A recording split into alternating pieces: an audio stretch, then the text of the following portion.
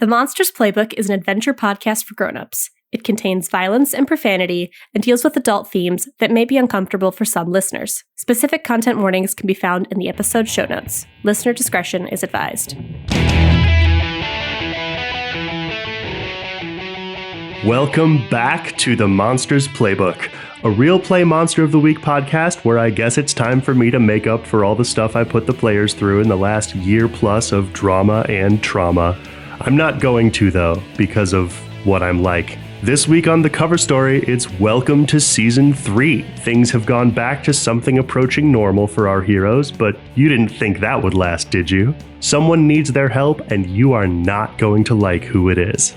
I'm John, and I play Mark Clayton. I'm Lauren, and I play Kira and Anna Ashwood. I'm Miah, and I play Theo Nessos. I'm Johnny, and I play literally everybody else. Let's get back to work.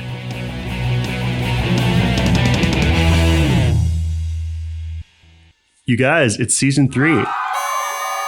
So before we jump into the first mystery, were there any changes to our characters aside from the obvious big one with Casey?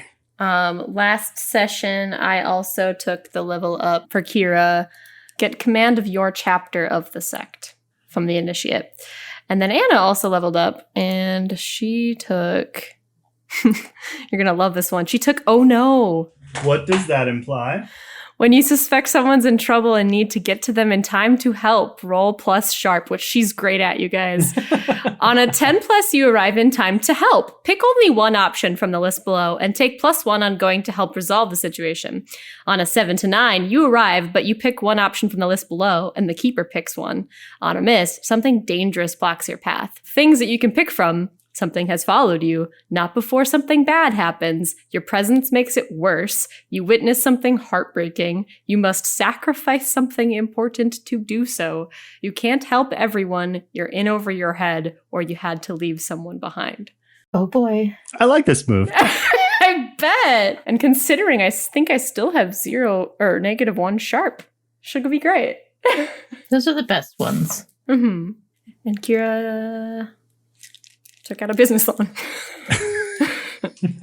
Okay, do you want to start where you want to start, or do you want to start where I want to start? You're the keeper, man. Yeah. Tell us what to do, Dad. Yeah. Where are we going, Dad? Are we there yet? Mark. The question is, where is Mark going? Mark is at home. Mark is at home observing his obsidian centerpiece that he got from My home precious. furniture. Or no. That Sorry. you got it, Cast of Light. Got it from Cast of Light, which is sitting on furniture from home furniture. That's correct. Then he has a thought about reaching out to his friend in there, Lowry. Friend, air quotations. So you are sort of leaning over your table, looking at this large obsidian centerpiece, starting to try to focus on it, maybe feeling that small mental tug into elsewhere that comes along with something like meditation. And a cannon-like boom of a knock at your front door cracks your concentration. I think Mark gets up, kind of looks back across the couch from which he's sitting. Question. Does my door have windows on it? Can I see anything? It can. Why don't you roll Read About Situation Okay. to decide whether your door has windows on it? 8. Okay. So I think what that means is that the door itself doesn't have any windows, but it has like a column of windows on one or both sides. Okay. Like a big vertical window. But all you can really see is like a huge right shoulder and arm. Can I go incorporeal and just like pop my head out the wall and see? Yes. Of note, going incorporeal does not make you invisible. Oh. It just makes yeah. you intangible, kind of. That's fair. Okay. Really wish I wouldn't have pointed that out. Well, I think I've already said it because that's what Mark was thinking. So that's going to happen, and I'm just going to pop my head out. Okay. Yeah, do roll under pressure. Why not? 10. Okay, so you pop your head out, and you are faced like out of your front door and you are faced immediately with the chest of what's clearly a dark, off-the-rack suit. Oh, wait, sorry. I was popping my head out by the window where I was sitting by the couch, so it would have been away from the door a little bit so I could, like, see who is there. So, like a living room window? So you want to... Yeah. Okay. So I wouldn't be directly in front of him. I feel like just that'd be a pops bit into the intrusive. dude's chest. Sorry, I just loved it so much more the other way in Blood Mark. I mean, this is smarter. Okay. Good for you. So yeah, you see a guy in a dark off the rack suit. He's got like shaggy rust colored hair that's hanging a little bit into his face. He's huge. He's very tall and he's built like a refrigerator. Does he seem angry or like concerned? Like, can I tell any features about this individual? I need you to roll a read a bad situation one more time. What's his disposition? That is the word I was looking for. 12. Sick. Okay. He looks on the clock. And the other thing that you notice is that there is a extremely nice looking golden yellow town car at the end of your driveway that isn't usually there. I think Mark walks up to the door. Can I give you one more piece of information that you would have noticed with the 12? Yes. That would be lovely. He has a crown-shaped tie clip. A crown-shaped tie clip. Okay. Hello? I think Mark opens up the door a little bit and looks out. Can I help you? You Clayton? Yes. King wants to see you. The king wants to see me. Where are you taking me? See the king. What's Mark's disposition? Very curious, a little worried, and kind of taken back by the whole thing. Okay. I'll go with him. Okay. Am I going to be right back? Should I lock? I think Mark just closes his door and locks it. Yeah, he's not going to answer your question there. I think picking up on your vibe as he pulls away, he looks at you in the rearview mirror and goes, "Don't worry, I'm not here to hurt you. If Mr. Crook wanted you hurt, he'd have sent Gavel." That's kind of who I thought was wanted to talk to me. Any idea what he wants to talk about? I'm just the driver, officially. How'd you start working for Mr. What was his name again? Crook? Roll manipulate someone. Oh, God. That would be a 4. Charming. Well, Mark, good Charming news is Mark experience. He needed a driver and he liked my resume. I think Mark nods his head and just kind of like slowly looks back to forward. I bet you got some business back there you can mind. Now he won't answer even if you do talk. Yeah, I think Mark just kind of nods and just sits there. You play Parcheesi? So he'll drive you into and through downtown and get almost all the way to the north edge of it and pull into a driveway that you had always sort of assumed just was like vestigial from somewhere else because it only led up to a wall. But that wall actually opens up like a garage door and he drives you in. And I'm not blindfolded or anything like that? Or No. The car does smell fantastic. Oh, I'm sure. like that new car smell, but with a little rosemary spice. Can you describe the interior of the car? Sure. So the exterior is all gold. Inside, it's really plush, extremely soft, definitely recently polished leather. Okay. And the age of this car, is this like a modern looking car? Is it very like classic? This is maybe a 2022. Okay. Yeah. I see. All right. It's the king. Of course. So yeah, then you walked into a quite elegant elevator, which takes you up a troubling number of floors.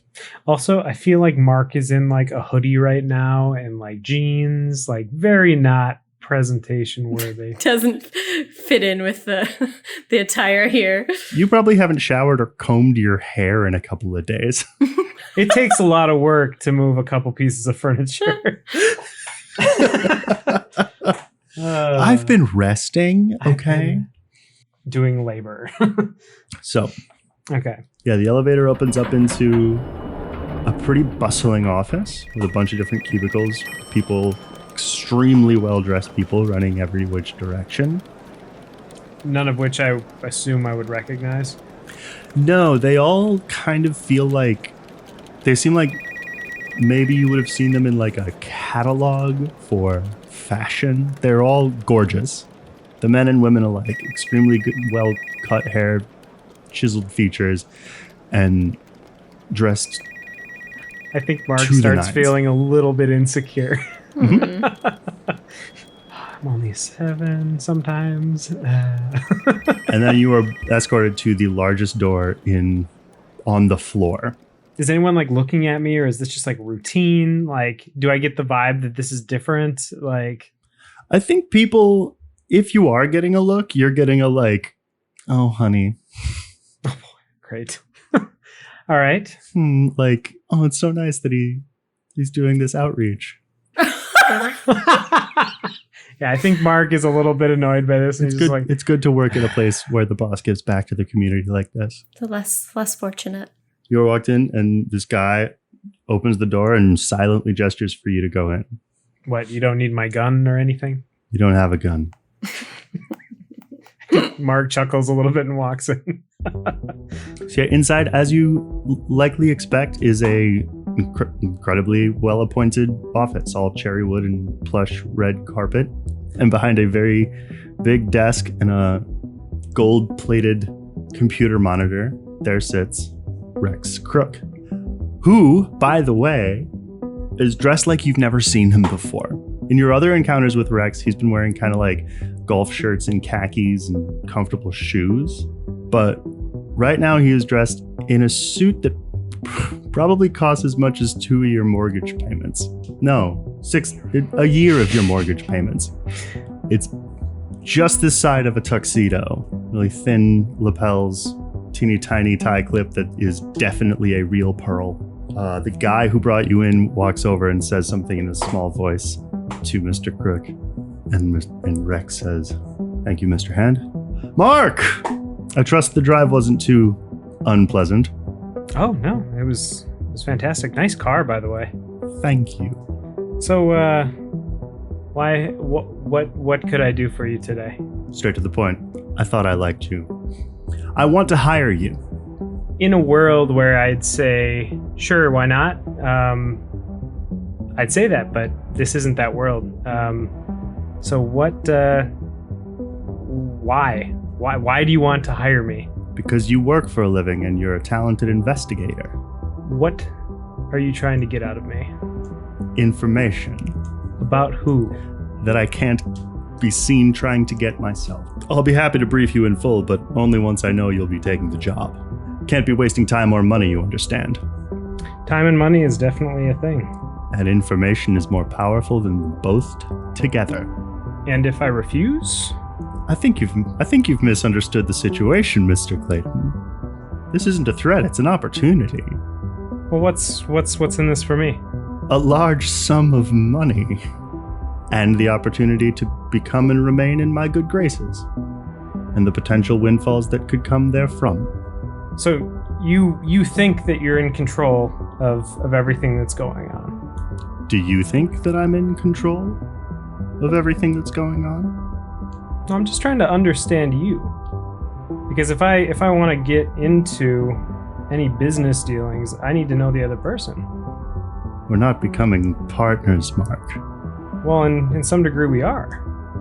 You want to hire me because I hold information that you require, apparently.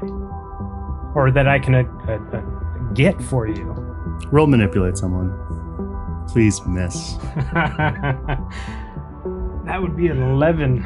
All right. What do you wish to know? Why are you the way that you are?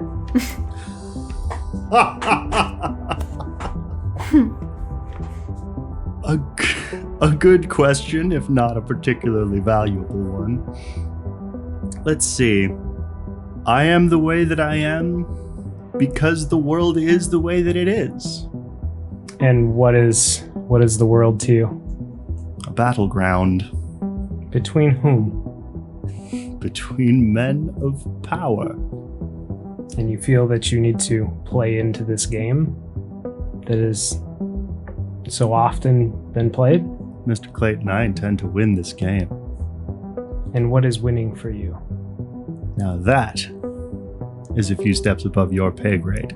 Look, I'm not in any of this for any amount of money. I'm in this because I need to be here for everyone. My friends. For my family. What do you want? I've told you, Mark. I want to hire you. The question is, what do you want? I want this fight to be over. I want this to be done. But we're not fighting. Are we not? Should we have nothing to worry about? Should we continue to live our lives as though nothing is happening? Plenty is happening, Mark Clayton. The world is dangerous. But as long as you're no threat to me, I'm no threat to you. And who's not to say that you're not endangering people outside of us? Do you think I have this chair because I played it safe? This building, Mr. Han, my lovely cars. The world is dangerous. You are quite dangerous. It can be. It's what we do with the danger. It defines us. Don't you agree? I'd like to rent your kind of danger. As he says that, can I broadcast that to Kira and just the team effectively? Sure. Mark, without asking, suddenly pops in your head is like, hey guys, Rex Crook wants to hire me. I think I'm literally just like transcribing, just like opening a channel? opening a channel. So to then him you guys talk. hear Rex Hearing Crook what Rex is saying. Yes. in real time. I'd like to rent your kind of danger. Oh, fuck that guy. Hannah. I assume. Do I know where Kira is right now? I don't. You would have to roll to like, because like right now you're just kind of like you're a radio and you're flipping the switch on. It's plus weird. 10. Where's Kira? She's probably at her new Dawnbreak headquarters in St. Paul. Kira's in St. Paul in a building you don't know. And so I wouldn't be able to teleport there. You can teleport right to me. Because there's a person you know there. Yeah. I think you hear Theo back in your head like, Mark, are you okay? I think Mark really trusts Kira, and I'm thinking of doing something crazy. Can I tell if there's any energy coming from Rex Crook in this instance? Like, is he like protected in any way or anything like that? Do you have third eye? I don't think so. He's got the have whatever the the sight. spooky thing is, yeah. Oh, yep. Roll read a bad situation. 15. Okay. 3 questions. With a 15, I'll tell you about a bunch of things. You sort of look at him and through him and try to look at him and see the sort of ghostly life force energy that imbues him. And what you can see is that there's like there is a slice of him that's gone. Like it's as though he's a submarine with a skeleton crew, just enough to keep him going, just enough to keep him animated. Interesting choice of words. But it's different. It's customized, like something's been, this is not the shape, for lack of a better term, of what this is supposed to look like. And there's almost like I don't want to say signature, because it's not quite that. It's like an inscription, like it's been edited. A modified entity. Yeah. It's like his animating spirit was the vellum upon which a spell scroll was inscribed. Can I get the vibe that this is just a trace of him, as though he is elsewhere? Sort of. I mean, you get the vibe that there's a huge part of his soul essence life force that's just straight up missing. He has no soul. We know that. Yeah. You don't get a sense of where it is or what happened to it. Mark's gonna get himself killed. Or he could not. What are you gonna do? Mark, are you okay? Do you need us to be there? I think I'd like to rent you as well. And right when I say that, I'm gonna run. And if he tries to do anything, I'm gonna phase through it and then try to push him into a portal and shoot and basically teleport us to Kira. So roll act under pressure, first of all. This is going to become vanishingly possible. 12. Fucking whoa. Oh my god. So I think he's kind of like well and truly taken by surprise. Tries to duck out of the way, but you adjust your jump and tackle him and push him through a portal that will take you to roll plus weird. I was going to say, do I need to roll plus weird for that one? Yes, you You're do. traveling with him, so yeah. Come on. If it was just you, you'd be fine. 12. Okay. We're going to Kira's. So anyway, I was thinking we could put in weapons over here. Right. Weapons.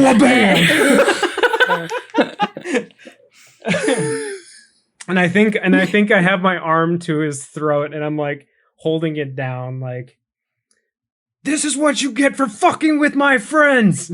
So would you, Lauren, Yeah. like to describe the room in which you are standing? I think so. The new headquarters for Dawnbreak, Sakira, she took out a business loan and she got a disused industrial warehouse building, I think. And she's like in the process of like refurbishing it, kind of. So I think there's definitely like a lot of exposed brick, like steel, like beams kind of going up into the walls. There is probably like right now, just like the bare essentials. I think she's kind of working on building up everything, moving it from what was at the dress barn, moving it over to this new place. But I think the room that they're probably in right now is probably like the main artery of the building. So it's very open, lots of windows, tall ceiling. And I think there's like some like a spiral staircase going up to the second floor. I'm kind of imagining that if eventually you'll have a sort of front office that by all appearances is the entirety of the property. Yeah. But like the bodega. Yeah. Yeah, I think so. Yeah, well, because the business that she is going after, like to cover it over, she's pretending that she has a private investigation firm. So that's probably what the front office would look like. And that's probably the most complete of anything, honestly. Great. Yep. So, yeah. But that's also probably not where you are right now. No, I think we're in the space behind it, like in the big main area of the building. So Mark and Rex slam with an incredibly expensive seeming leather swivel chair. Oh, he's in the chair still. The wheels of which pop off and bounce into the wall. I wasn't expecting the chair to come with, but that's awesome. Sending a couple of Dawnbreak folks sort of trying to kick or catch. Who all is here from Dawnbreak at the moment? If you're still in the process of shipping things over, then this is like there's maybe 2 people. Mm-hmm. Most of what's being done is packing and moving. Yeah. So there's only like 2-ish that are, I think, at the moment concerning themselves with building a wall. Okay. Which they have taken their attention fully away from. Yeah. Okay. And towards the really rich guy who's got the really poor looking guy standing on his chest. Yeah. No shit. Oh, and by the way, point of information. There's 100% chance that the person you were talking to was Gad. So he's here too. Oh, Gad's here. Okay. I was assuming when the person like writing down shit was Gad. You're second. Oh. Kira kind of like fucking moves back. She looks at Mark and Rex and she's like, help! And I imagine I guess what I would have done is probably like pushed him, fell into it. And then when I came back to right in front of you guys. I had my arm like pinned him down kind of underneath his chin or something like that. So got him in kind of a headlock right now. I've got Rex. I see that. Why is he in my building? I figured you could help with this situation. He looks broadly around and chokes out, "Your building?" Can I want Kira to like... I think I look at you and like I'm shooting this in my mind like get something to tie him. I want Kira to try to do some magic. Okay. I want to see if she can conjure shadow to form shackles. Ooh, shadows. That kind of like solidify. Roll use magic. 11. Ooh. Okay. Some of the shadows from the wall that the Dawnbreak people are trying to build extend and slither towards Rex and wrap themselves around his arms and throat. Okay. I think Mark gets up and he's just like breathing really heavily like... What do you think you're doing, Mark? Something I should have done a long time ago. Do you want to tell me what's going on? He would like to hire me for whatever. Interesting. A man of your means coming to us for help. Well, sorry, Mark for help. When you tried to kill him. Times have changed. You're desperate. He's hanging on by a thread right now. I can see through you. What information are you looking for? Are you taking the job? Give us one reason why we should even entertain another thought from your fucking mouth. He looks vaguely around. I'll give you 75,000 reasons. You think money is what we're after? I think I have it, and you don't. Am I able to pinpoint where that money is or like any... I don't think he has it on him. That'd be a lot of cash. I mean, I do want to point out to you, Kira, too, that this is many times better dressed than you've ever seen Rex, though he does not look quite all that powerful. Mm-hmm. I mean, he's older and he's got, a few extra pounds, but he knows how to dress it. You're in the business of making deals, aren't you, Rex? He just looks at you hard and doesn't say anything. I don't think Mark and I are after your money. You're a man of influence. Maybe you can help us with something else. A favor, then? An agreement. He moves as though to shrug, but only opens up his palms to the air. I think Mark in his head, do you really trust this guy to hold up a bargain? Fuck no. But we know somebody fucked him over that is also an enemy of ours. I think Mark nods. How's Nathaniel Rose? What an odd question. You're friends, right? Been working together? I think Mark reaches back out to Theo and answers her finally. It's just like, sorry, we're fine. We've got Rex Crook. I grabbed him and we're at Dawnbreak. But you're okay? We're fine. We've got him shackled right now. If you have him at Dawnbreak, you and Kira must have him in good hands. Do you need help? Do you need me to show up? I can be there if you need me. I just don't want to put you in any harm's way. I don't know what this guy is capable of. I can handle myself, Mark. I appreciate the gesture, but I can hold my own. You're right. We could definitely use you here. This guy's got me on edge. Sure, I mean, he's dating your mom. Stepfathers, am I right? That is what I needed to hear 100%, Theo. I think I look at Kira and I'll be like, I'll be right back. And I'm going to teleport and grab Theo. So anyway, as I was saying, Dad. Wouldn't that be fun? Oh, that because you guys are like totally just talking. And then I'm like, I'll be right back. And then just like, okay. So reinforce this wall. Probably have... I mean, I think that Theo's in her family library. Oh, well, all right. Going back to the Nessos. This is the new like telepathy thing. Now you're just popping in on people. without knocking. You cannot penetrate without consent. Oh boy. This is rated PG, guys. Come on. What podcast have you been listening to? Yeah. Listener discretion is advised. Jesus. Okay. Mark, you tear open a portal, walk a little bit, shift yourself to another place, and tear open the portal, and you are just outside of the Nessos family gate. Oh, doesn't go directly in. Interesting. Maybe it's that druid magic, yo. Can I tell if there's like a field or anything like that? Like, You can tell that you didn't go where you thought you were going to go. I think Mark is kind of just like taken back by it a little bit. Looks down at his hands. Looks up. Theo, I can't get in your house. I just tried to pick you up. What's up? What's going on? Just security measures. Where are you right now? I'm outside on the road. Okay. I should probably get on the sidewalk. All right. I'll be right there. I'll come outside. Okay. Thea's gonna gather her shit and then hurry outside. There's a ratty boy outside that has been inside too long.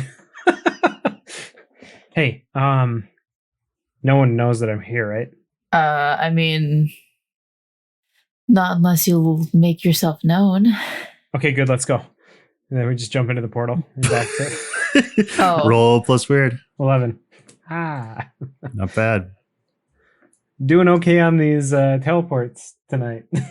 Why would you say that? The dice can hear you. I was gonna say And knock on so wood. can I, Mark. I think while Mark was doing that for Theo, I think Kira would have Is the chair that he teleported in just busted now? I mean, the couple of the wheels have popped off, but it's a sturdy chair. Are you legit sitting on the chair, just kind of like talking to him on the floor? No, Kira would pull up a chair and she'd say, "Have a seat." Okay. So you'd let him get up and out of the chair. I'd let him sit down in another chair across from her. I think she might like kind of pick him up and then like just plop him down into a seat. You know? Like still restrained. Yeah. Okay. I'm officially insulted. Insulted. You should be grateful. As I come through the portal, I just immediately break into conversation. So I am curious, why did you want to hire me? Because no one would expect me to. Nathaniel Rose. There's that name again. He's using you. What do you mean? He's trying to get you a soul, right? He narrows his eyes. He's not. He's trying to get one for his friend, John Grubb. You see, we've done our research. He was playing you, using you for your money. He wasn't planning on giving you a soul at all. Roll manipulate someone. So that's an 11, but then with my +1 because of Mystic, it's a 12 advanced move. Well, son of a bitch. And I suppose you're just telling me this information out of the goodness of your heart. The difference between me and you. I actually have a heart. But no, I wanted to come to an agreement.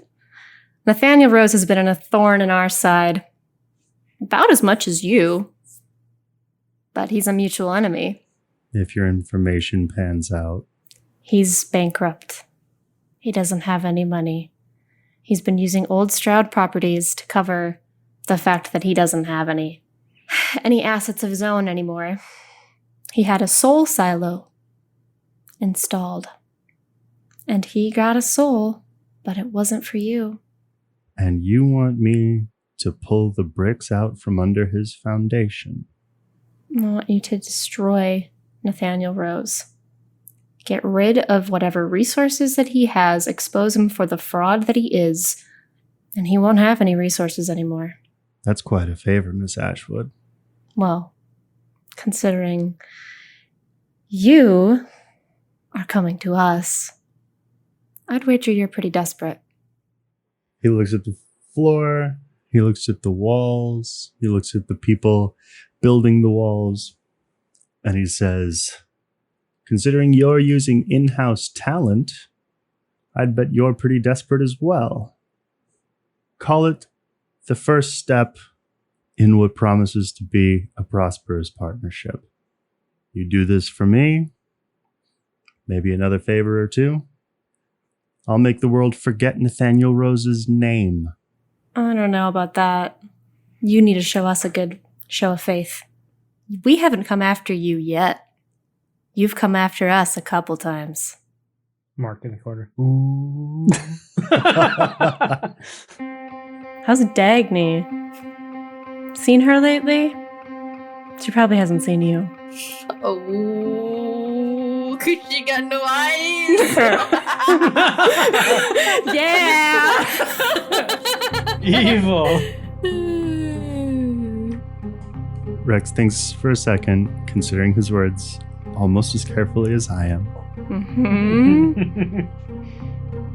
In my defense, Miss Ashwood, you are extremely valuable to those who know what you can do. And people even worse than myself were gunning for you. Stop, I'm blushing. Oh, I don't flatter. But I wasn't just going to kill you. Don't be stupid. No, they never just want to kill. They always want something. Use me for something. Keep you from something, maybe. What? Ending the world? Maybe I just want to buy the atom bomb and bury it in my backyard. Maybe I just don't want someone else to shoot the gun to change this game. You sure seem to know a lot about me. Tell us something about Nathaniel Rose. Something that we don't know. Then maybe we'll consider. Bold. Roll manipulate someone. 9.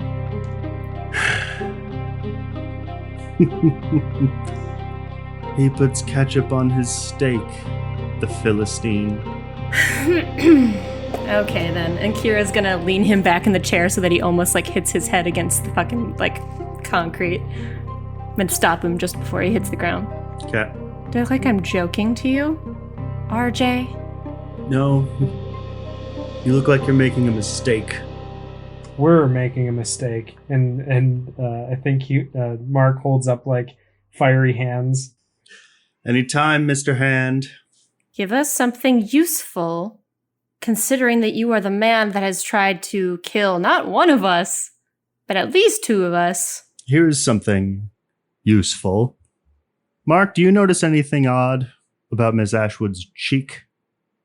There is, in fact, Mark, a red laser sight jiggling about at Kira's head and neck.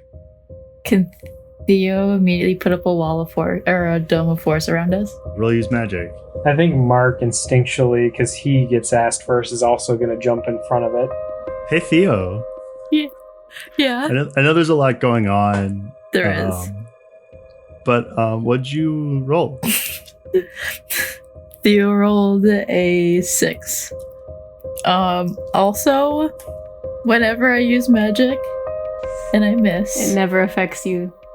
there is a backlash because I have bad luck charm because I am the hex. Mm-hmm. Your wall of force becomes a mobile wall of force, and it shoves Mark Clayton across the room and against the wall in progress where he is now pinned. God damn it. Can I reach out after when the wind knocked out of me in my head, just be like, shadow form? I was literally about to do that. I think Kira, everything except for her eyes is gonna just turn into shadow. I find it necessary to point out that today I came in peace. Well, not here. There's no reason for this to erupt into ugliness. I'll admit that at the time that I did the things you mentioned, I was much closer to the end of my rope than the top of my game, but as I said, things have changed. What's changed? That's above your pay grade. Suffice it to say, I'm somewhat less desperate than I've been in the past. I find you falling outside of my crosshairs. Kira, is there anything? And if Nathaniel Rose is as bad to you as you say, and I'm willing to put aside our differences, I don't see what you gain by refusing to do the same. It's just a little hard to trust someone who's come after us several times and who currently has a gun trained on my fucking face. In my defense, he leans forward, straining against the shadow. This was not offensive, Miss Ashwood. I think Kira looks to Theo, looks to Mark, and tries to gauge their reactions. Like, should we accept? Mark is plastered against the wall. What Theo was trying to say, he did come to Mark peacefully. And you know what they say, keep your enemies closer. Mark wants to kill him right now. Like, I mean, he doesn't say anything because he's against the wall, but he's just like fuming. Yeah. But if it would make you feel any better, Kira, and I think Theo might walk up to Rex. Mm-hmm. Theo takes out from her fanny pack a pair of scissors. What and is just going like, on? "Oh, excuse me," and like trims some of his hair and like puts it in a little vial. Just a little bit of a safety measure. Kira will get out of the shadows and she'll look at RJ, look at Rex. Fine. If you promise to hold up your end of the bargain and ruin Nathaniel Rose and don't come after us or anyone that we care about, then we will look into whatever this little matter is. This job alone won't buy you Nathaniel Rose, but it will go a long way. I do promise not to come after you unless you give me reason. Well, then don't give us a reason to lose faith with you. He shows you his teeth, tugs at his shadow restraints and goes, "May I?" Kira will remove them. He'll raise up a hand towards the direction where the laser sight was coming from. It immediately disappears. Can I see out the window if it's the hand? There is a helicopter out the window. Mm-hmm. And we have a deal? He straightened his jacket. We have a deal. Wonderful. And I want Kira to hold out a hand. Rex will take it, shake it once, brusquely. I want, when she grabs his hand, I want it to be really fucking firm. And I want, like, some shadow to, like, coil around their hands. He'll look down at his hand to look up at you and go, "Is this customary?" No, just wanted to freak you out.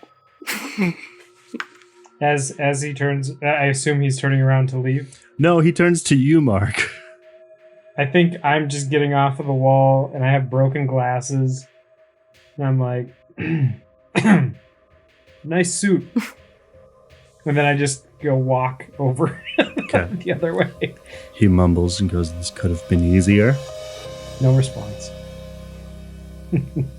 Well, if you're all going to be in on this job, then I suppose we might as well do this here. And if you're going to be setting up what I think you're setting up, you should have a listening station in the back. Listening station? It's the last place people will think to look for it, and you'll want to know what's going on with the rest of your operations. I'll take it under advisement. I trust you will. Am I correct to assume that Rex kind of just leaves? Well, no, he wants to tell you about us, this job. Tell us about the job. Okay, fine. Would you rather meet up with him later? No, it's fine. Theo was just going to check on Mark. Theo can check on Mark. So Mark goes over to the window and he's looking at his glasses and he like tweaks his glasses and like breaks off the arm and he's like, and just like throws him in the trash. Just. I think you like feel like a hand on like your like upper arm. Hey, sorry about that. Oh, it's fine. And I think Theo's gonna like pick up the glasses from like the trash. Oh, I'm really sorry. Here, let me. No, it's okay. I need some new ones here. anyway. Hold on, let me try something.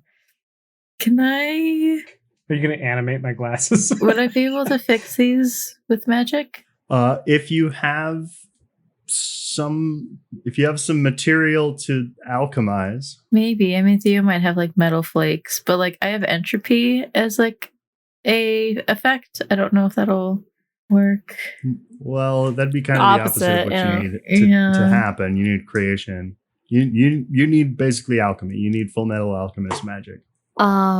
Speaking of magic, can Anna just like show up? Why don't you roll manipulate someone? Oh God, we haven't told any. We haven't told her about Anna. Well, yeah, Anna knows that she heard what Rex said, but then she hasn't heard anything since. Right. 9. Okay. A column of smoke that smells overpoweringly like jasmine flowers and cigarettes appears in one of the corners of this room, out of which steps Lincoln Ramsey and Anna, looking slightly grumpy, like she's going to have to work a couple of weekends coming up. Great. I think Theo's just gonna like pocket Mark's glasses. He's just gonna walk around with fiery eyes in here. Theo's gonna give him her own glasses, which are definitely like aviators, but then the sides are like hot pink. Are they at all magically protected? No, they're just her glasses, just her sunglasses. They will burn through those quickly. Oh no! Oh. Mark, do I have to roll to remember the fact that no, glasses you burn? definitely know. Okay. The question is just, do you think it would be funny if you did this anyway? No, because like I would feel bad for Theo because she's trying to do something nice for me, but like. So yeah, then Mark kind of looks at him as like, it's not gonna. Yeah, she hands them to me, and I I look at her and go, you know these are gonna melt, right? Look, it's fine. I'll get some new glasses. It's not a big deal, but thank you. Yeah, sure. Theo's gonna pocket the glasses. I think Mark's going to go back to look out the window again. Let's, at this point in our long, proud history of forgetting to do this until Pre-rolls. hours in, do our pre-mystery rolls. Yeah. I got premonition since I was a baby. Sorry, what was that, John? 13. Kira rolled an 11 for a woman with a plan, so she gets 2 holds. And then she needs to roll, what is it, plus charm for the sect thing? She rolls an 8 for the sect thing for the initiate. So you get a mission associated with the mystery. And if you do it, you'll get some info or help too. I haven't done my shit for Pass from Beyond. I still need to do my shit, don't I? That's correct. Also, what is the side effect of that if you don't do it? You just don't get that move. Oh, you just don't. Until you either atone for it or do it. Yeah. So that's always an option. You can always find some other way to try to make amends. Anna got a 9 for vision. So I'll say, Kira, Yes. Edgar has put you onto somebody. A woman who goes by the name Tower. What's Tower's deal? She's in food manufacturing. Olive oil mainly. Okay. But there's weird magical aura shit going on with her. And she's high enough placed in her organization that she has files that your people could use. If you find the time, get to her building, find her, infiltrate her office. What building is she out of? Company? The main olive oil company is called Genco.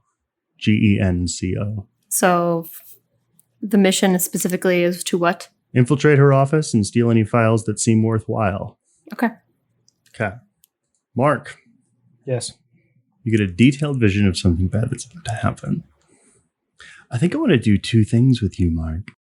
It pleases me to do so. I don't like that.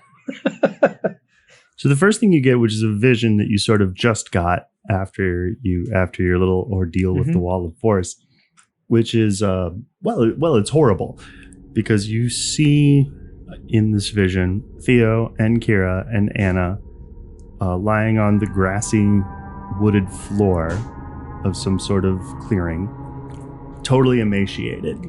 And then in some kind of reclined chair, you see It takes you a second to recognize him, but in that sort of dream logic, you do also almost immediately know it's Preston Lariat. A figure in like a hooded sweatshirt not unlike your own, with the hood up so you can't quite see their face, is pulling a dagger out from Preston's chest and dragging something with it. The something that it's dragging is ethereal, desperate, and screaming. And it looks implacably familiar. The hell was that? Like, just kind of out of a dismayment, like I just kind of like look around and like make sure everything is as it was. Yep, you look around and see all your friends with their faces, the color and shape that they're supposed to be. I think Mark just kind of shakes it off and continues looking out the window and is thinking about, I think he's thinking about reaching out to there. You can sure think of it. I'm sorry, can you tell me what a 9 means, Anna? Yeah, so you're constantly shown visions of your loved ones in peril. On a 7 to 9, you were only shown the vision and you mark experience if you stop it. Whereas opposed to a 10 plus, you're shown a detailed scenario, something bad happening, but you may ask one read a bad situation question in that moment. Anna, I think you see Ramsey Lincoln. Oh my gosh. Somebody other than Kira? You are building a community. Oh. I think she's running also down in some sort of wooded floor with trees all around, almost practically a tunnel. And she sort of gets swooped and tackled by a flying spirit thing. But she knows exactly what to do. She pulls out a small sort of flare gun that's filled with salt, fires it. It doesn't stop the thing. And she goes, fuck. And it devours her. Oh. And now, Rex, having set up for himself a card table that nascent buildings inevitably have, and put the remains of his elegant desk chair behind it, flanked by Mr. Hand, who landed his helicopter on the roof of your warehouse. Rude. There's not a helicopter pad up there. There doesn't have to be. Mr. Hand is quite capable. Starts to explain. Preston Lariat is in my town, sniffing around my businesses, my people. I need you to find out why. For obvious reasons, I can't be seen investigating this matter myself. If there's something he knows about my people that I don't, I can't have that coming to light. So you just need to know why he's looking into you? What he's after? How old are you, Ms. Ashwood? 28. Why do you ask? They were a bit before your time, but when I was your age, the Lariats were something of a household name. If they're sniffing around, there's something strange going on. And if one of my people is up to something strange without my knowledge, I would prefer not to tip my hand. So Rex thinks that somebody within like his sphere is doing something that's getting the attention of the Lariat family. And Yes. he basically wants to put a stop to that. Okay. Dumb John question. Who's Preston Lariat? Yes. You met him extremely briefly and extremely drunk when you went to Chicago. Okay. He's part of a old monster hunting family. Okay. We were told that they could be trusted. But yeah, he was super drunk, so we didn't really work with him at all. Right. Okay. Yeah. Oh. Tommy basically sat on him while you guys went. Oh, Tommy. Yeah, he did. I think I remember that scenario in the restaurant and everything. Is that what I'm remembering? Okay. Which is it's interesting that the Lariat family, because wasn't Lariat the name of, like, Lowry? Mark Sowell. Yeah. Right. Which is why I was confused. I was like, wait a minute. Yeah, that's unclear what the connection totally is, but yeah. Okay. It is unclear, isn't it? Why did you come to me specifically? First, before anyone else? I thought you were a reasonable young man. Plus, I thought, give you a job, my way of looking after you. I look at Kira and I just turn around and walk away. I think Anna steps up to the rest of the group and is like, wow, who knew you were so paternal? He'll give Kira a clearly burner telephone. This phone has one number in its speed dial. Contact that number only if you wish to get in touch with me. And then he and Hand will go to the roof. I'm into the helicopter and fly away. I do think as he's leaving the probably the stairwell to go up to the roof, I want Kira to just kind of call after him and be like, better not see you on this property unless I invite you. Trying to build something here. Have a good day, RJ. Building anything takes capital, Miss Ashwood. I wish you the best.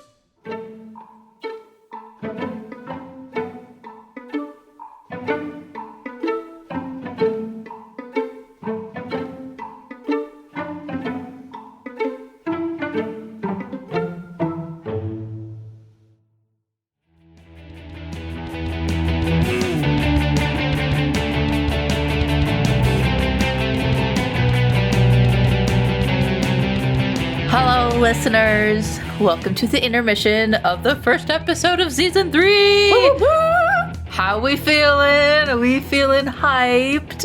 Yeah. A little hyped, a little scared. That was a sad yeah. Well, I'm excited. I know some of you miss Casey. I miss her too. But now we get all Theo. It's going to be great, guys. Mm-hmm. Per usual, we've got a couple of things to announce and a lot of new things to go over. So we'll try to be quick about it, but there's a lot, and we're excited to share it with you. As you guys probably heard, we have officially launched our Patreon. Very exciting over here. Whoop, whoop. Patreon! We are very excited to be creating lots of new additional content in the form of blooper reels, new episodes, postcards, merch, and so much more. So head on over to patreon.com/monstersplaybook now if you want to subscribe and join in the fun. I promise you guys, we worked really hard on it. There's a lot of really, really cool things in there. So Lauren did a great job at putting together the blooper reels. They're very good. Yes, our first blooper reel we have is available, and as well as our first bonus episode. Those are available now. Our blooper reels will be coming out at the conclusion of each mystery arc. So the first one we have is for the drum arc, and oh boy, there's a lot of good stuff. Mm-hmm. And then our first couple episodes, we are going to be doing a mini series of Blades in the Dark. And we're doing a little mini campaign. It is so fun. We get to do heists. We get to be little villain kind of creature thieves. People, not really villains, but we get to be thieves. And so with our Patreon launch, we are also doing a giveaway that's going to be running through April 7th. So be sure to head on over to our social media accounts, and all the details will be over there for that. And potentially you can win a hardcover copy of Monster of the Week and so much more. So really cool stuff. Go and check it out. Other things we do have next week on March 21st, Jonny will be back with a bonus episode of Book Club, where he sat down with Natalie from the Storyteller Squad and Zoe from the Writer's Room to talk about tabletop role-playing game safety tools. So it's a really awesome, fun episode about how to make sure that everyone is having a good and safe time while playing these games, because that's what we want to do. We want to have fun when we're playing. And they're going to go over lots of resources that you can put into practice at your table. So you guys will definitely want to check it out. Natalie and Zoe are so smart. Listen to it. It's awesome. And then after that, of course, we will be back with our next episode of The Cover Story on March 28th. So be sure to check in for that. So outside of Patreon, if you would like to support our show, you could leave us a rating and review on Apple Podcasts, Spotify, whatever your preferred listening platform is. And don't forget, tell your friends. Word of mouth is the best way to get our show noticed. You can also follow us on social media. We have a Twitter, which is @MonsterPlaybook. We also have Facebook, Instagram, Tumblr, which is @MonstersPlaybook. You can also join us on Discord. Recently, our food channel was popping off. We also have a dice channel. We also have a Ask Us Anything. So if you're wondering about when is Mark going to get a new rock or go shopping, when is Anna's next study session with Lincoln Ramsey Lincoln, you can ask us that, or whatever else you can think of. And we have listening parties. Yes, we do have listening parties. It is a lot of fun.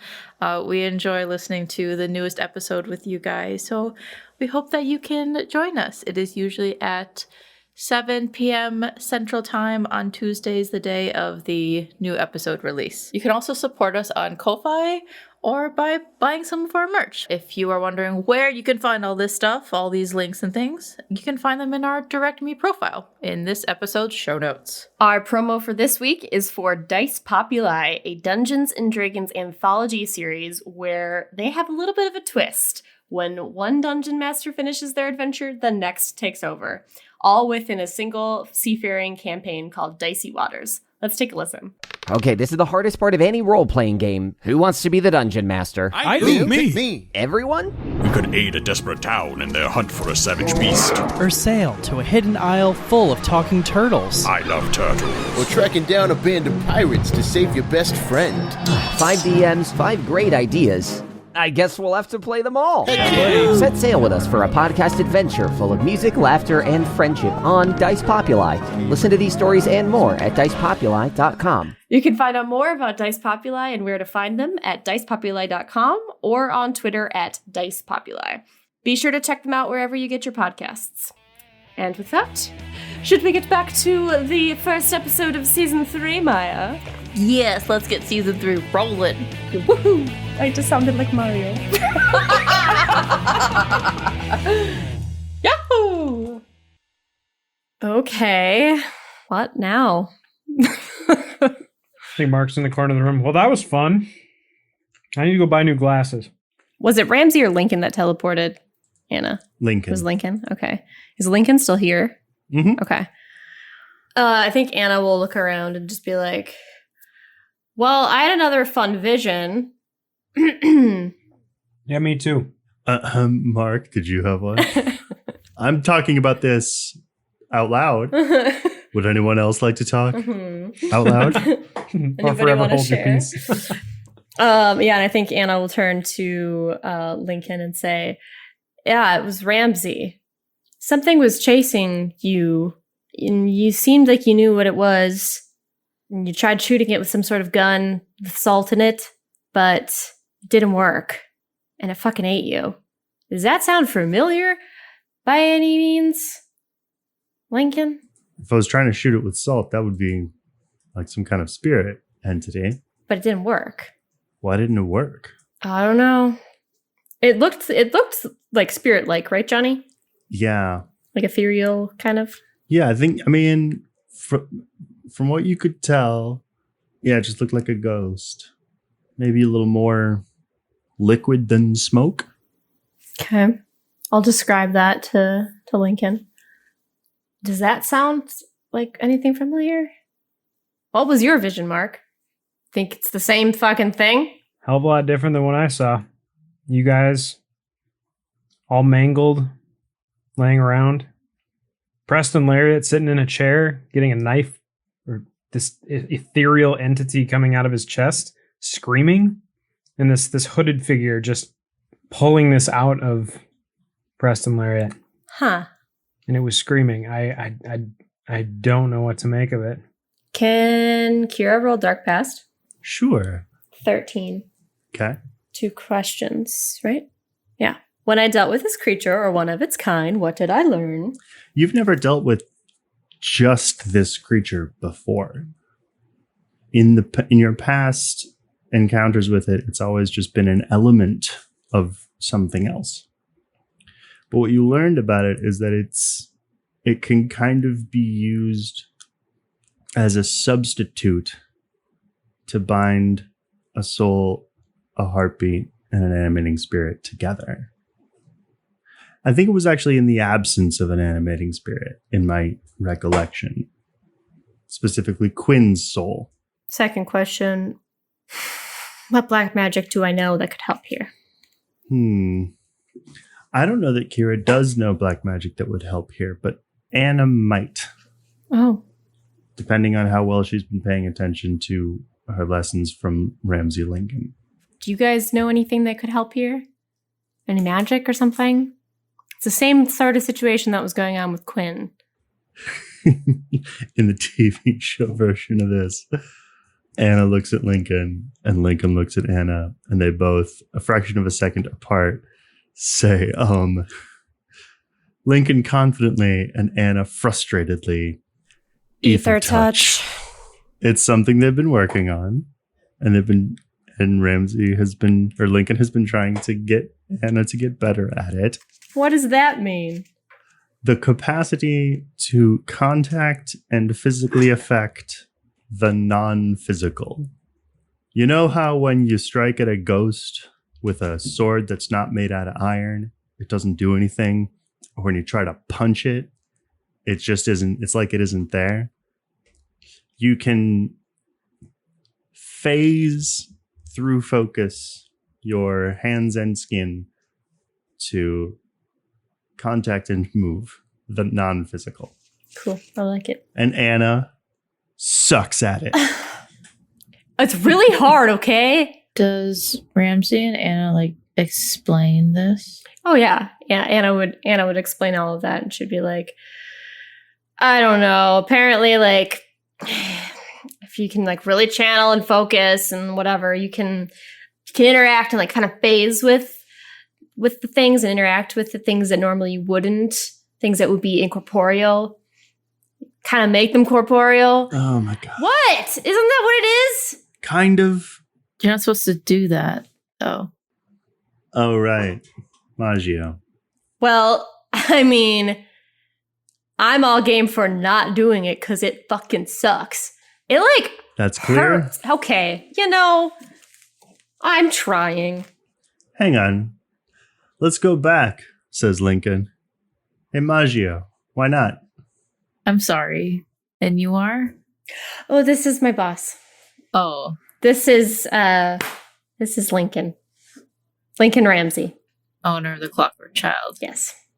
Friend of yours? Yes. Then quieter. Is she cool? Don't tell anyone, but she's the coolest of all of them. All right. Mark's like, I heard that. Honestly, roll act under pressure. Me? Yes, to whisper. Okay. 7. One person hears, you get to choose who. Theo. Cat. Theo, I just said something. Yeah. I think Lincoln walks up to you, Theo, and thrusts out a hand brusquely in a manner that on anyone else would seem rude, but you kind of get the sense that this is just how this dude moves his body. And he's like, Lincoln Ramsey, I've heard about your people. Theo will shake his hand. Theo Jones, nice to meet you. Lincoln arches an eyebrow. You don't look much like a Jones. You don't look much like a Lincoln. Fair enough. And he sort of walks away, just sort of offhandedly over his shoulder. I always thought that was weird, that you put a cap on a power like that. Is there ever a why? Cap on what? Your whole not supposed to thing. Well, you shouldn't. Why? Well, it's dangerous. You don't know what you're truly messing with when you mess with the dead. Certain kinds of dead. We sure do. We learn more about them every day.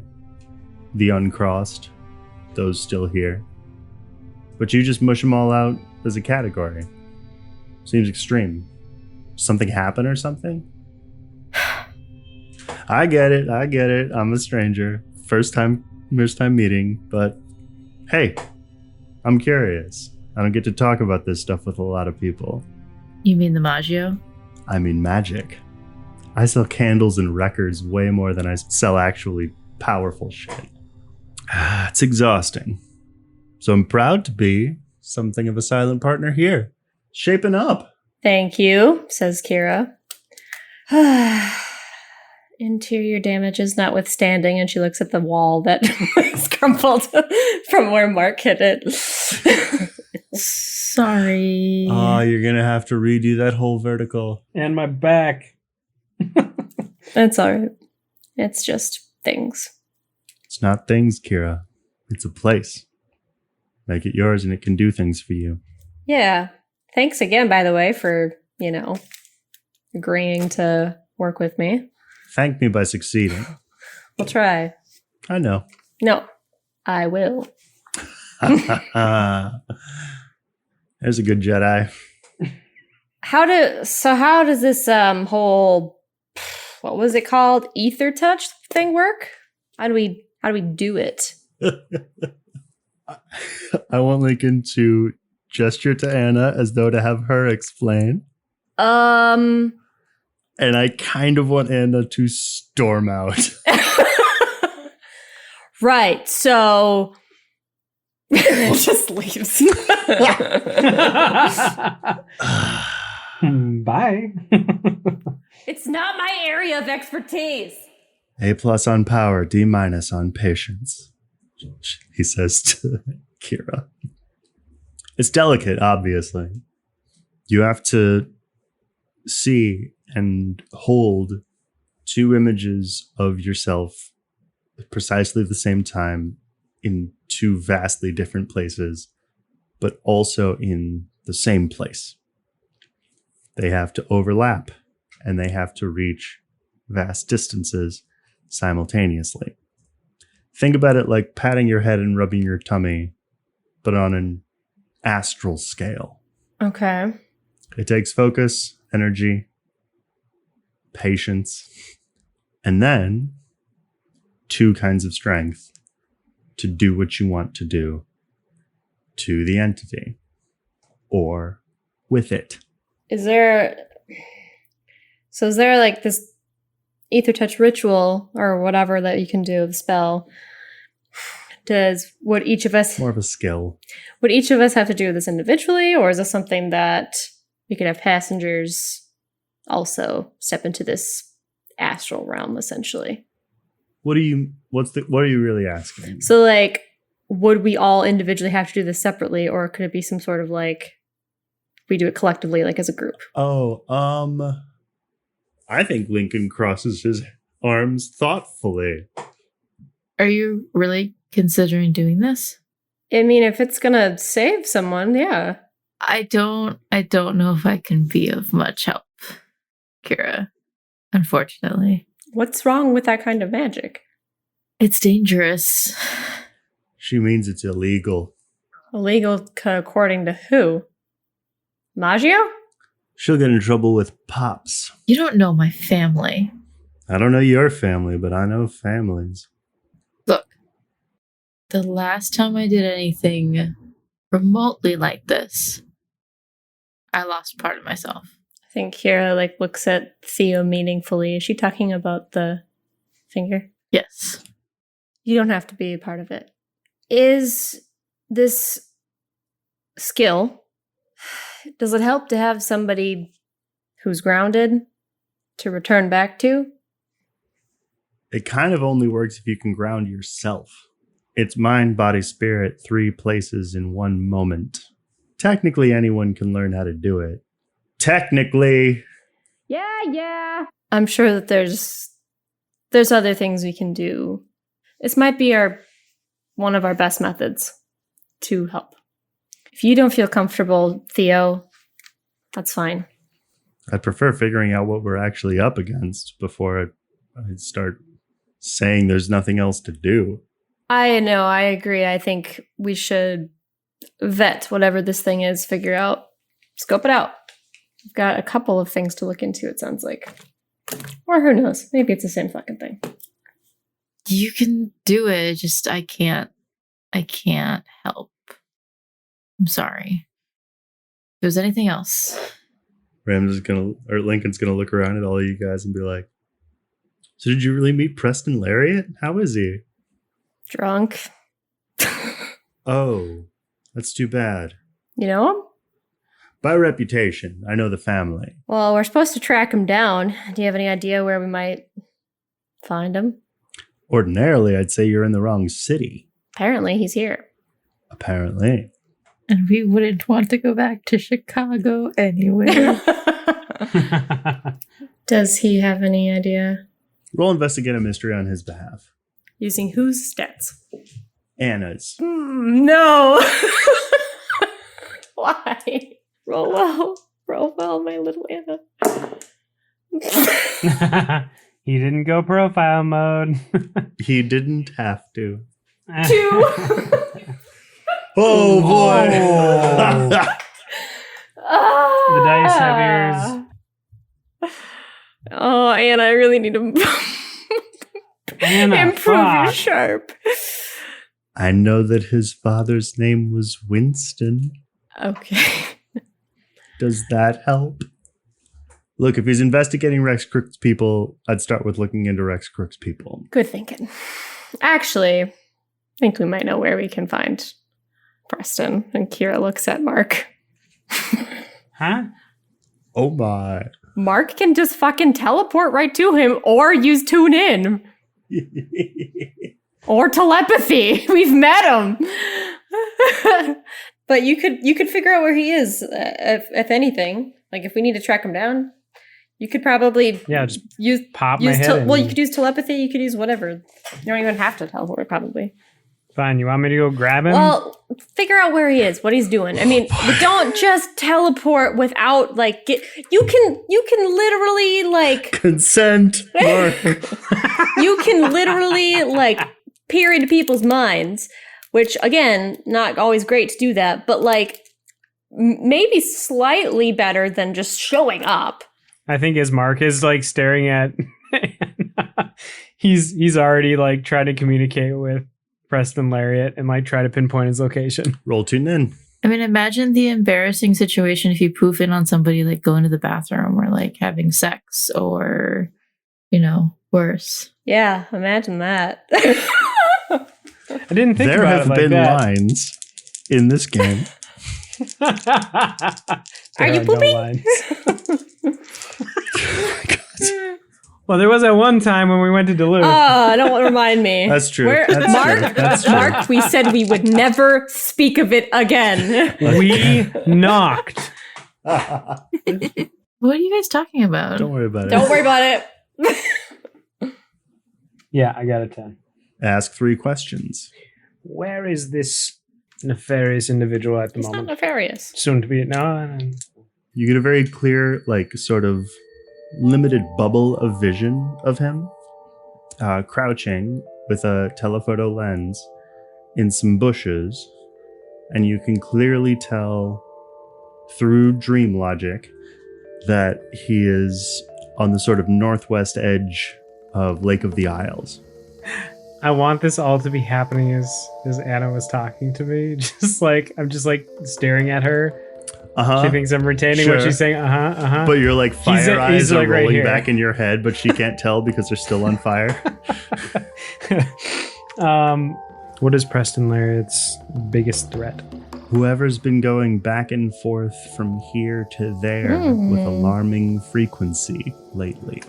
Oh. What is Preston Lariat planning to do right now? I always wonder how specific I have to be. But right now, he is intending to prove either the relative innocence or guilt of the captain. Mark, that would shake something loose, I think.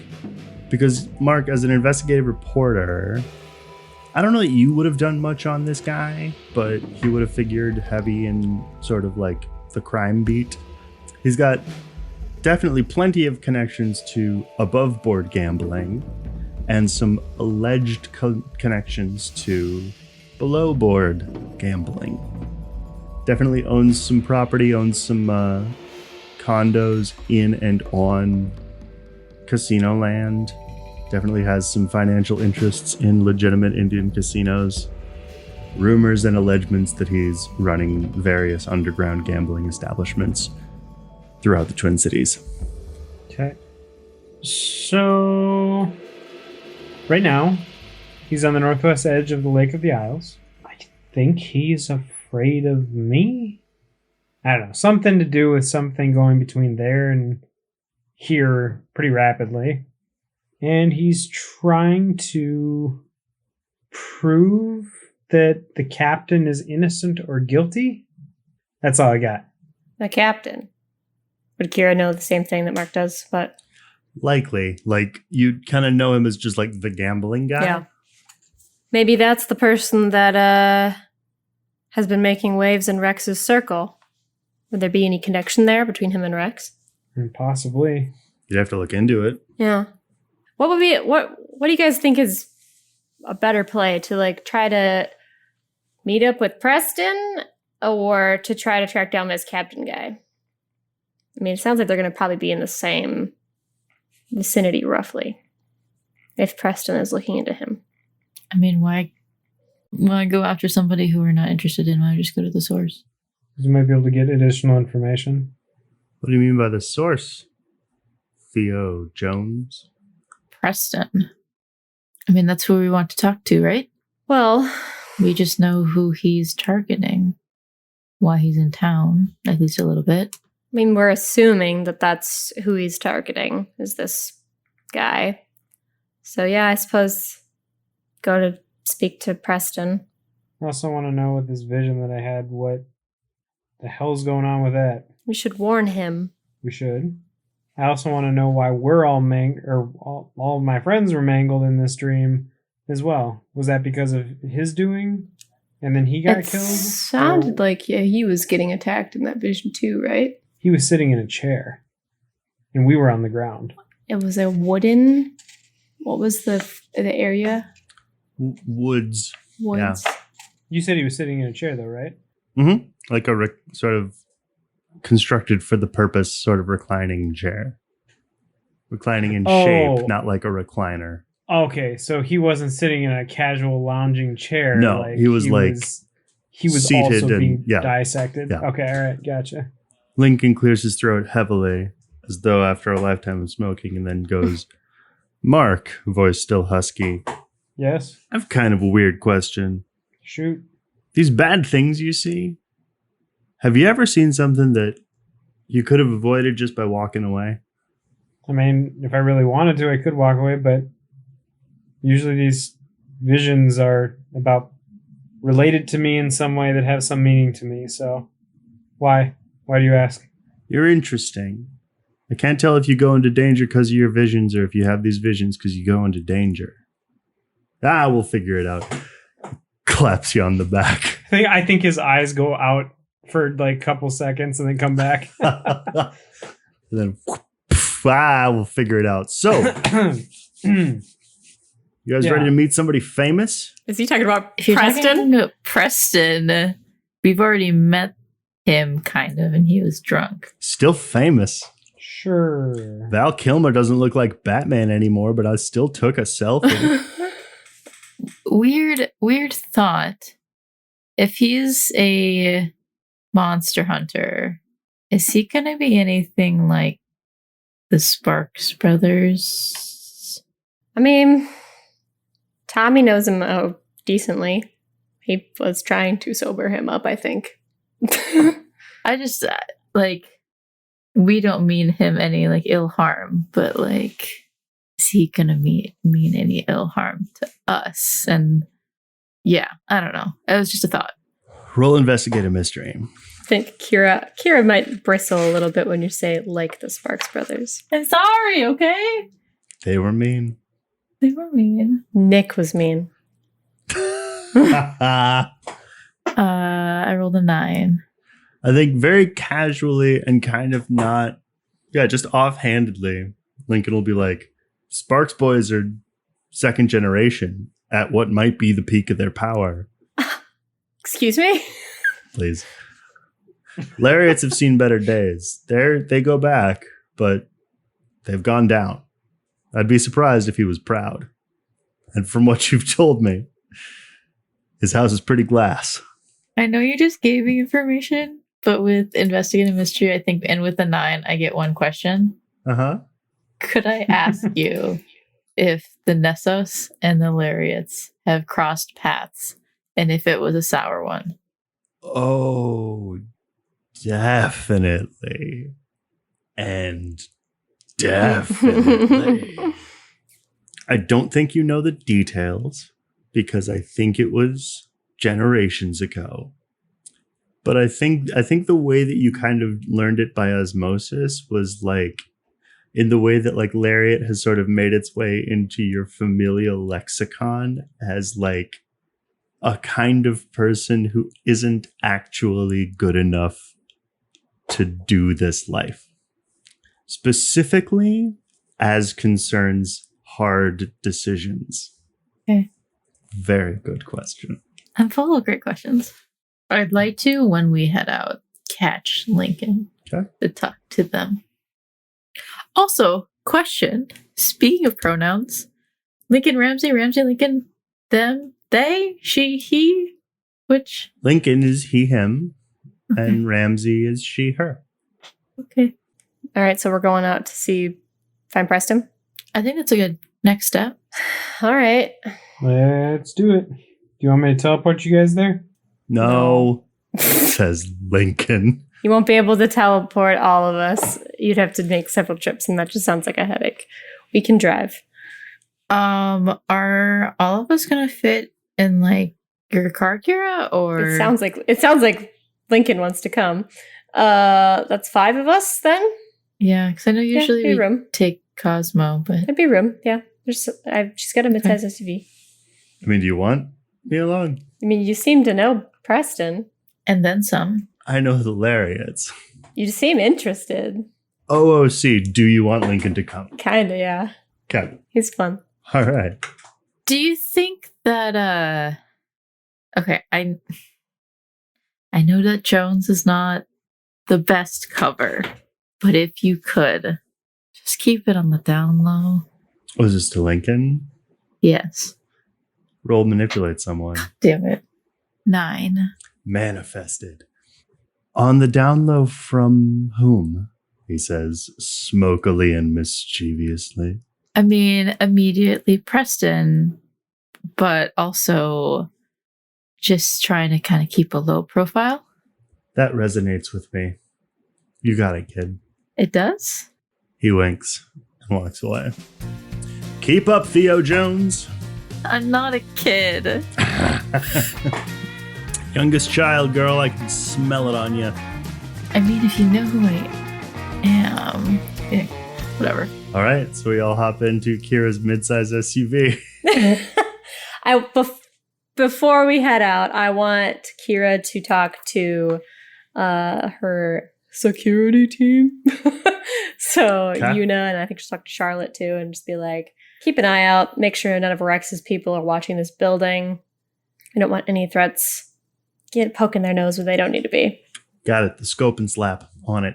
She'll scope, I slap. Is that Yuna saying she'll slap? Yuna.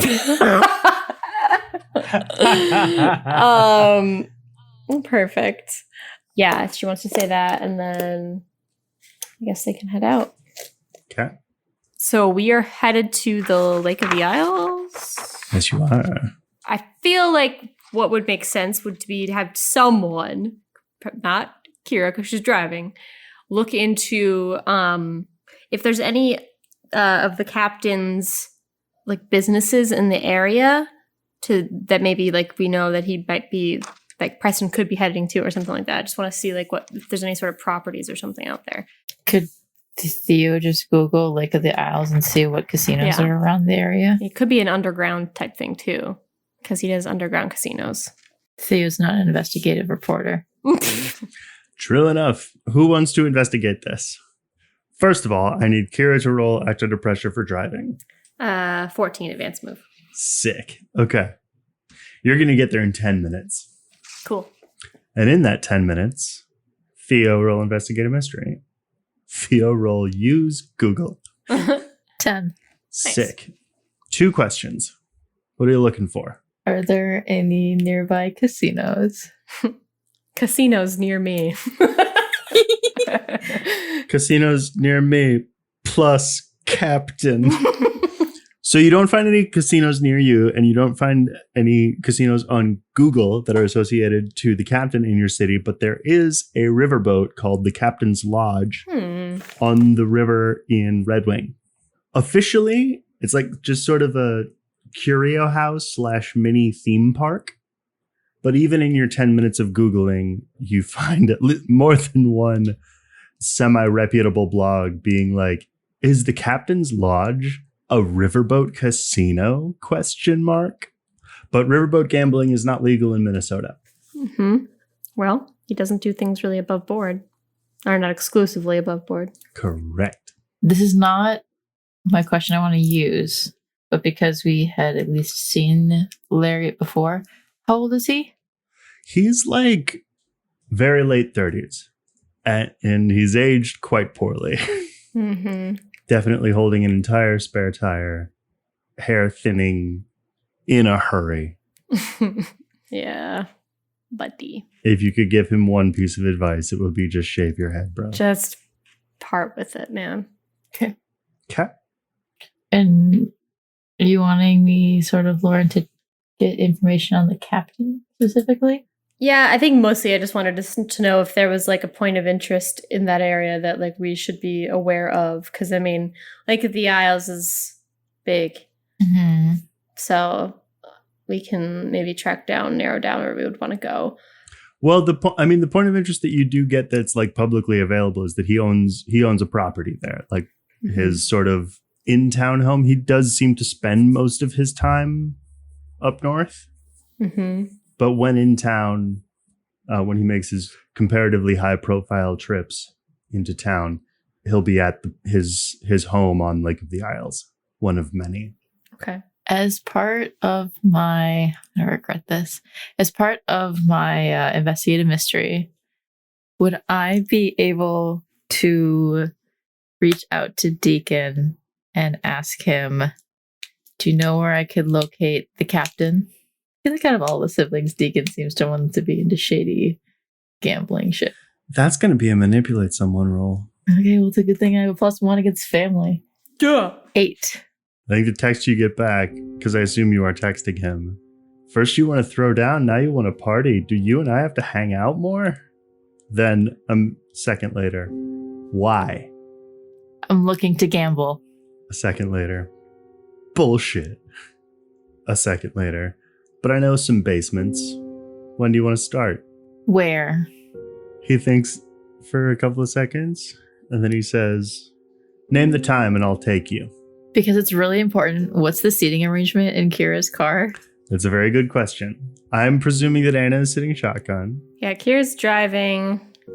Yeah, Anna will probably be shotgun unless somebody else wants shotgun. Unless somebody else called it, to be clear. Yeah. No. Yeah, so it should be shotgun. Mark Theo and Lincoln in the back. Okay. Well, incredibly important note. Where is Lincoln in this? Because unless one or both of you sort of pushed for it, Lincoln would mischievously sit between you. I mean, would he like intentionally and like aggressively sit between the two of us? Because Theo's a pushover and would let I think him like choose his seat. Yep. All right. I think from the back seat, Kira, you'll hear. So I know a couple of locations where the captain might be. Yeah.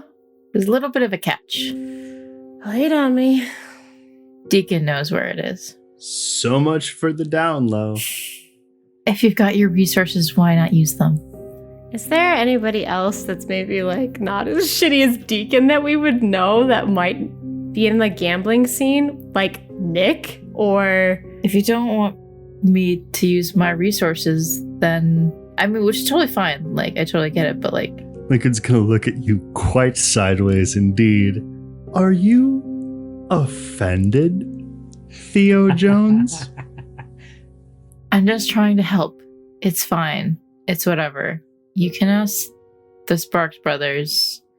You can ask Casey for all I care.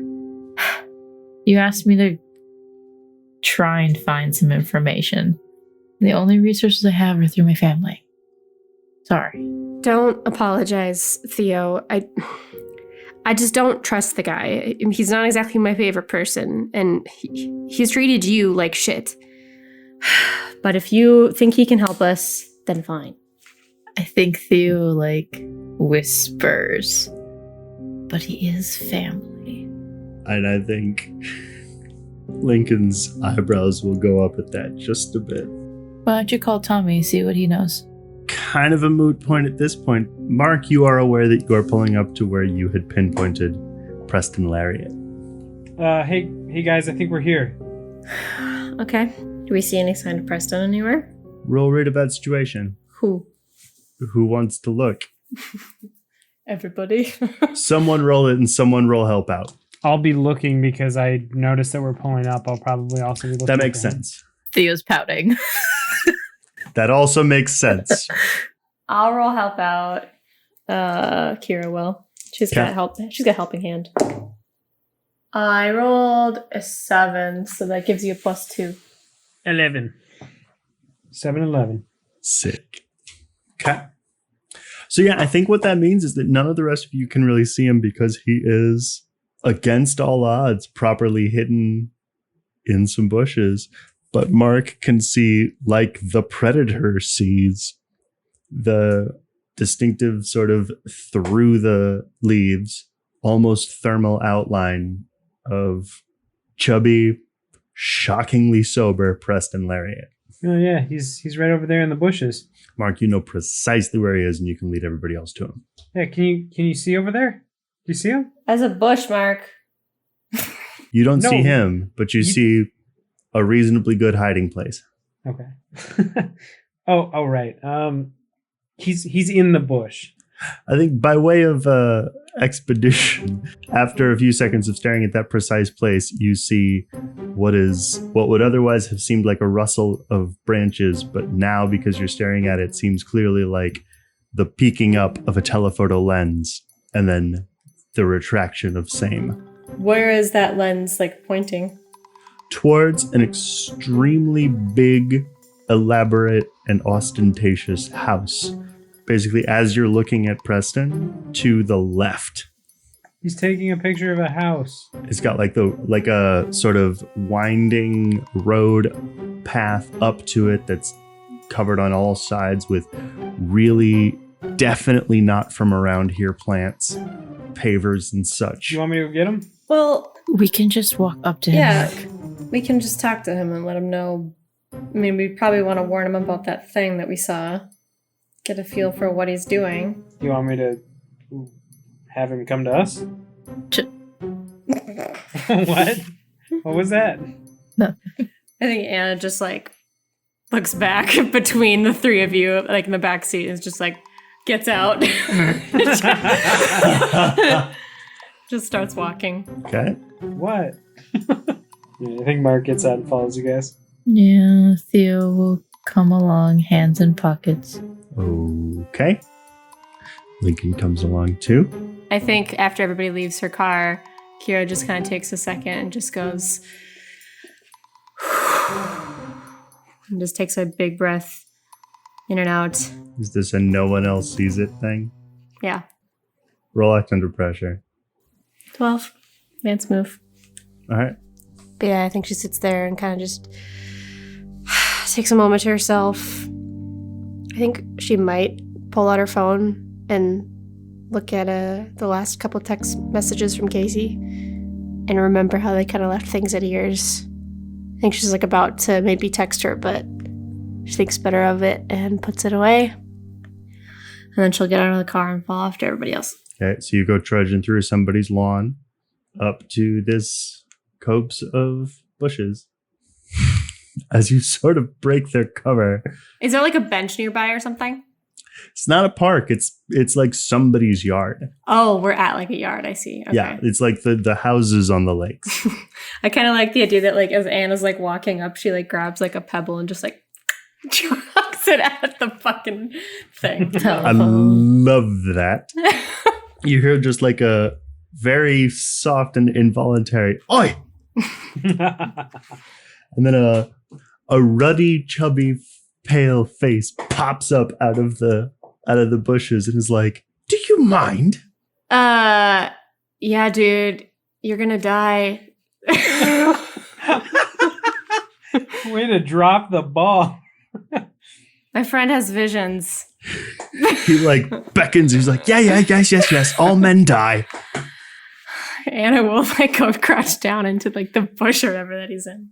What gave me away? What did I miss? Professional courtesy. You understand. We saw the camera poking up. I saw the outline of you in the bushes. I knew I should have painted it green. It futzes with the photo quality, though, you understand. What are we looking at here? Well, it's a Nikon with a telephone. Oh. No, but who are we spying on? That's a bit forward. Why are you here? Trying to warn you, you're gonna die. Trying to help you, save your life. All men die, but what are you doing here? No, we saw you, like, my friend, Mark, hi. We met you once before, by the way, in Chicago. You were terribly drunk. You might not remember. And... Must have been a weekday. Right. And my friend, he has visions, and he saw you getting, like, something sucked out of you, and you died. Professional courtesy, I thought maybe we should tell you. But not, like, in a cool way? No. Damn. I'm sorry. Are you Preston Lariat? Like the monster hunting like family? Of the family. I think Theo just like gotta like looks him up and down, like evaluating, like disappointed, but okay. In your evaluation, he's just some dweeb. He's nothing. Like, to the extent that you can sort of sense a magical aura on somebody, you sense nothing off of him. To the extent that you are a good judge of character, you think that he's a fucking wanker. Mm-hmm. Does he have an adverse reaction to my eyes because I'm not wearing glasses right now? He doesn't seem to have a reaction to your eyes. He's pretty focused still on the house and like explaining himself and all that kind of shit. Okay. So let me get this straight. You're here not to ruin my investigation, which you are doing, by the way, but to save my life? Kind of. Ooh, what are you investigating? That's quite a question. Who are any of you? Why are we having this conversation here right now? We need to leave immediately. You're going to burn me. Against who? Who are you spying on? Roll manipulate someone. 10. This is Anna, by the way. Congratulations. Phillips, Garrick, Olson, Tower, the captain, anybody connected to your guy, the king. Someone's been going back and forth. And they shouldn't be. And it's someone powerful, and they're doing something bad, and I have to stop them. You? And Theo, like, looks him up and down, unimpressed. What makes you think they're doing something bad? I'm sorry. Who are any of you? Kira will step forward and be like, Kira Ashwood, Tommy Sparks? You might know his name. We're friends. Are you Kira Ashwood or are you Tommy Sparks? Oh my god. Tommy Sparks can vouch for us. We're good friends of his. I find that hard to believe. We met you in Chicago. And why is that hard to believe? Tommy Sparks has friends? Yeah. Brave new world. He looks back through his camera. I'm sorry that you were in too much of a drunken stupor last time to remember any of us, but we do what you do, and we came here to help you because our friend had a vision that you were going to die. We might be able to help you with, what was it, this tower person? If you tell us some information. Isn't that the first thing that you learn about monster hunting is to rely on your resources? He takes the camera away from his face. Verified resources. And right now, not a single one of you is, and there's a window breaking. In the house that he was watching? Yes. Oof. His eyes go wide. He looks from each of you individually, throws the camera over his shoulder, and runs towards the house. Mark takes off after him. Cool. And can I get a gauge on what's happening in the window? Roll read a bad situation. 7. One question. What is a danger that we haven't seen yet? Well, that's a very troubling question. Why? So when you look kind of towards the house and you try to blink and use your sight to see sort of living and non-living entities within and without the house, you can see in the basement 24 figures arranged around a trio of circular tables. On the second floor, you can see one definitely alive person and 3 like climbing in through the window. One is in there with him, and 2 more are climbing up the walls and into the window on the opposite side of the house. Two other people? Figures. Figures. Okay. Like you're just seeing this sort of as glowing. Clear choice words. Sorry, Humanoids. People-ish figures. Yeah. So you see one definitely alive person, as like in looking and glowing in the same color and aura as the people in the basement, and then another figure in the room with them, and then 2 more climbing in through the window that have the same desperate and oddly familiar aura as the thing being pulled out of Preston Lariat from your vision. Are these figures anything like what Anna saw in her vision? Unclear. Can I try and grab Preston? To do what with? Just hold him back because I don't know if he knows what he's getting into. Roll act under pressure. 12. Yeah, you get ahead of him because you are faster than him, obviously. And then you put a hand on his chest and stop him in his tracks. And he won't run forward anymore. And he kind of looks at your hand and then looks at your face like, what are you doing? Do you see how many spirits there are in there? 3 tables, about three dozen of them. Like, there's a ton of them in there. How could you possibly? I can see them. He blinks and appears to see your eyes for the very first time. Brimstone, what are you? What's in there? What are you doing? Danger. Well, I got that. What are... Rushing towards danger to investigate the... We're wasting time. We're gonna get killed. This is exactly the shit that I was seeing in my vision. Someone else is going to get killed. Anna and Kira would probably start following behind to catch up with them.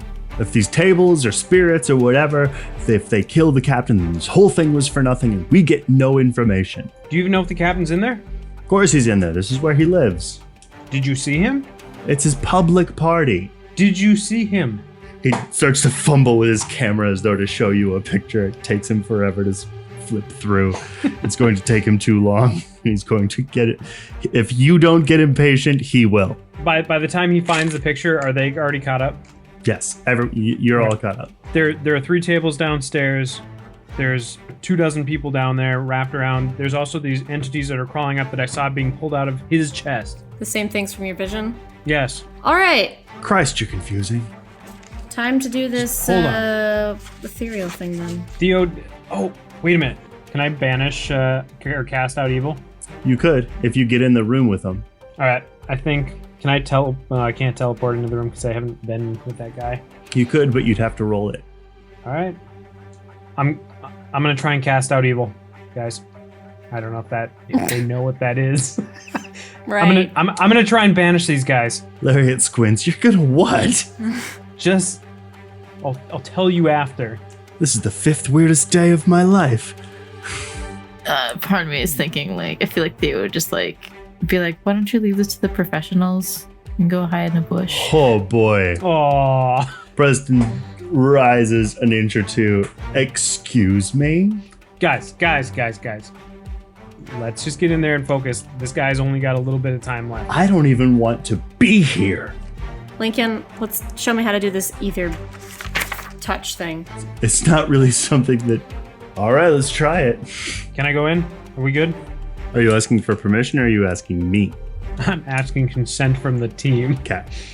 Yeah, Anna or Kira wants to try this ether touch thing. Okay. But you can do whatever you want, Mark. I'm gonna teleport in. And Anna would probably try to do it too, even though she sucks at it. So I think Mark jumps in. What do I see when I first step through? Did you roll? And what did you roll? 9. Well then. Uh-oh. You did this. Did I just teleport in on someone having sex? Close. What? Yeah, you open your eyes and you see the first thing that catches your eye is those like semi-opaque glass bricks in a arrangement of 6. Okay. With subway tiles up and down the wall. Look at the floor. It's also a pure white tile with the occasional black fleck. You look to your right and you can see an empty shower, badly in need of a cleaning. And you look to your left and you see a very surprised middle-aged man. White briefs around his ankles. Cell phone in hand. Oh, what is going on? Son, I don't think I'm the one who needs to answer that question. What in God's name is going on? He throws his phone at you. I don't want to touch that. I think Mark just like does his cast out evil thing. Without even... There's too much damn evil in this room. He's just so embarrassed by the situation. The toilet flushes. Oh no.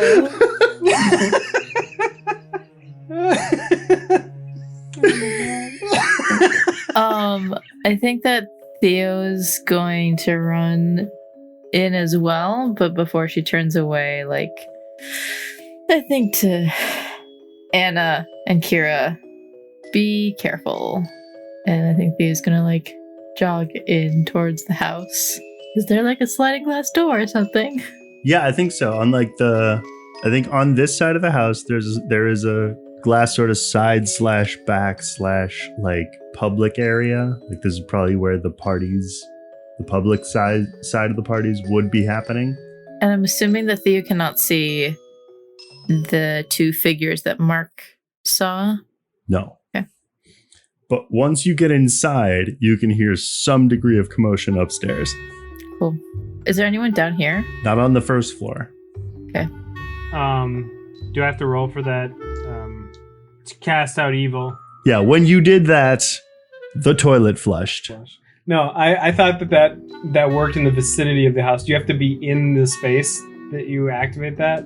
You're not in that house, is what I'm telling you. Oh! You teleported. It was literally somebody else. You went to some other dude's house. That's right. Okay. You didn't quite manage it. We went to some other dude's house and we're like, "What are you doing in here? In your bathroom? What are those?" and then his toilet just flushed. You said, "What are you doing here?" And he said, "I don't think I need to answer that question." He definitely thinks there's a ghost in his house now. I'm immediately out of embarrassment just gonna go back to there and then get out. Yeah, I assumed. Keep an eye on this neighborhood because there's a house that's going to be going on the market tomorrow.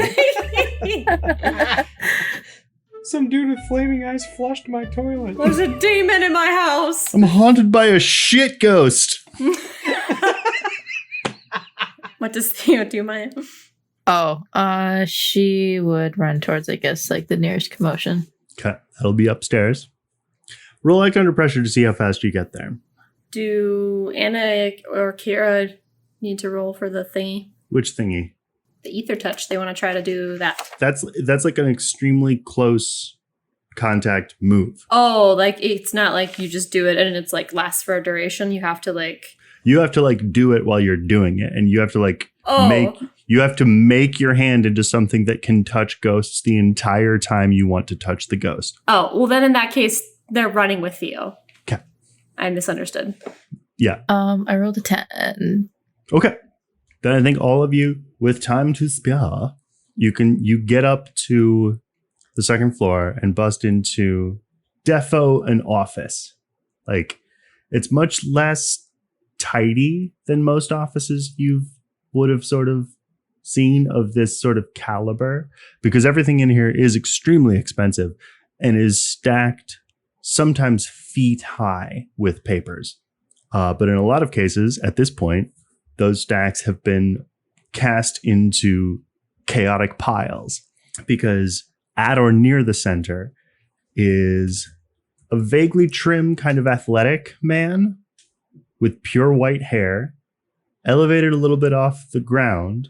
At his feet lies the nautical hat that had previously been on his head. He's wearing white slacks, navy blue blazer, a now slightly askew ascot, and fucking boat shoes, no socks.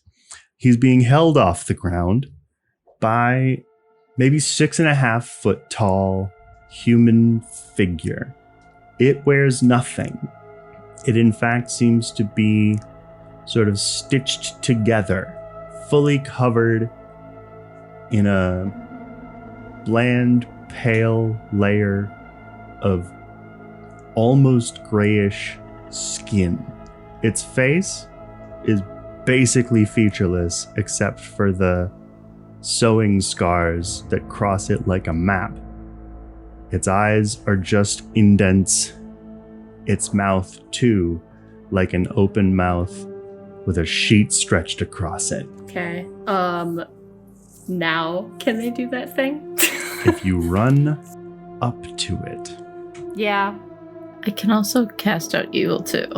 I think if you try to run up to it, by the by, Lincoln will grab your shoulder. Whose? Whoever wants to run, I assume Kira. No, it probably would have been Anna, because she sort of knows how to do it. No, he'll say, in a distinctively feminine sounding voice. We have to help. Help different. Jones, flame eyes. Theo's gonna start muttering a couple of words, moving her hands, and attempt to cast out evil. I would be very pleased for you to attempt that. Yeah. I regret taking this move because it's roll tough, and I get nothing to tough. Ooh. 10.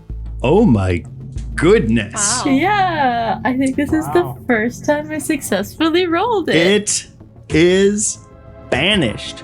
So, here's what happens. So there is a thing that had crawled through the broken window that was sort of crawling vulpine and just drops prone. There was something that had been in the process of climbing through the window, and its head knocks and slashes into the broken edges of glass in the broken window and kind of catches for a second. The whole thing goes limp like a deflated balloon. There isn't blood per se, but a kind of more than anything, it looks like vodka sauce, red orange and thick. And then the thing that has the captain off the ground, same thing. It just is it deflates like those. Did you ever know those toys when our parents were kids that you pushed the button and then the horse that was built out of string just collapsed? Yeah. Yep. It's like that. Whatever was keeping this thing holding up is just not there anymore. And the man lands technically on his feet, but not expecting that he was going to be landing, falls to his knees and then his hands and then his chest, and is then yanks out the ascot and is gasping for breath. And only then does Preston Lariat also come join you in this room. Oh boy. Was that you? I think he crab walks back from the group of you. I can pay you. You don't have to do this. What is this? You think Mark walks in, do what? You're not the skin jobs. Skin jobs? No, we stopped that. Why? I think Preston Lariat will step forward and be like, trust me when I tell you that we didn't do this. Pretending for a moment that you accept that answer as fact. Who did? Can Theo open her third eye and read a bad situation? I would love for Theo to open her third eye and read a bad situation. 9. Okay. Ask one question. Technically, I get 2 questions because the third eye, so I get an additional hold. Very well, he replied darkly. Mm-hmm. Ask 2 questions. What are these things? I don't think you could reasonably know that. Okay. Unless you would like to answer what you could know. I can answer it. It might not be to your satisfaction, but it will be the information that you could have reasonable access to right now. Okay, so could I instead ask what was powering these things? You can absolutely ask what was powering these things, because you can see it fluttering away very nearly due north. It's that same sort of odd, indescribable color that you definitely remember that from the masks and from Quinn's. So a sad wealth color. Yeah, kind of. Okay. And it's just you see just kind of these three formless blobs of energy flying, like combining and recombining and separating like oil in the water of the air, escaping your sight to the north. That's what was powering them. Second question. Because Lincoln had stopped Kira and Anna from using the Ether touch. What would be the best way to protect against these things? Would I be able to know that? Otherwise, I can ask a different question. Here's what I can tell you. If you want to stop them, kill them, you will need ether touch. If you want to prevent them from attacking or like fight them, you can fight them physically in any capacity you wish. They're very strong, they're very fast, and they can be dealt with conventional weapons because in the form that they have been put in, they're flesh and blood. But if you want to kill them, you'll need to do that thing. Could I ask, do you mind if I ask a clarifying question, kind of? Yep. I'm assuming that, like, because you said they're like water in the air. Mm-hmm. They're different than like magicka. Yes. Well, ask that question again. What do you mean by that? Are you asking if they are magicka? I don't know. I had a really bad idea, but if there's a way for Theo to like not necessarily absorb them, but like capture them. But I mean, you did say to kill them and stop them is with the ether touch. So never mind. I think definitely similar vibe. Mm-hmm. This is a really weird analogy, but like as flour is to dough, like it's related, but definitely in a different physical form. Yeah. The captain bends down, picks up his hat and puts it back on his pure white hair. So, okay, who are you? Kira Ashwood, with a private investigation firm. Theo gives you a look like, oh, okay. All right. We're just starting. I heard about some disturbances in this area, some supernatural phenomenon, possibly. Seems those rumors might be confirmed. I think you'll hear a very vague sound from Preston being like, that's not what we're doing. I think Anna bumps him. Yeah. So what have you... Is this the first time you've encountered something like this before? Mr. Captain. Ah. Where are my manners? Can I get you a drink? What do you drink? You look like a whiskey man. He points at Mark. You're a whiskey man. He goes over to a wall, opens what didn't look like cupboards before, but is now dozens of extremely fancy looking liquor bottles for the people who saved my life. Okay, here we go. I'm thinking Manhattan, points at Mark. Italian Greyhound, points at Hannah. Seltzer, points at Theo. Yeah. Let's go with that. You I don't get a read on, points at Preston. Preston crosses his arms and goes, Seltzer. Theo's eyebrows go up on that. What's Kira's drink? Tequila. Tequila. And he sets about making you some drinks. Are the bodies of these creatures still there? Yup. Could Theo go over to one of them? Sure. Well, so I was thinking about using entropy, making them maybe disappear. Okay. But if there was anything Anna or Kira wanted to do first. I think... Because I think Theo's like crouching down in front of it, pulls out probably like kind of like a wand or something from her drawstring bag and pokes it a little bit. And then looks up as if for permission. Yeah, no, I think Anna like takes the drink that what was it, a Greyhound you said for Anna? Italian Greyhound, vodka, grapefruit, and a little bit of Campari. Sounds good. I think Anna takes it and was just like takes a sip and just like thumbs up Theo. Like, you got this. Do whatever. I'm feeling no pain. And Kira, whatever, she takes the shot of tequila and it's just like, thanks. And then when he turns away to like pour another drink, she just pours it into a plant. Yeah. Mark, would you roll read a bad situation one more time for me for reasons I do not care to disclose? 12. Okay. There appears to be a room behind that liquor cabinet in which there is a small... I'm looking for the wrong adjective. And I think where I'm landing is staticky. Female humanoid form. Huh.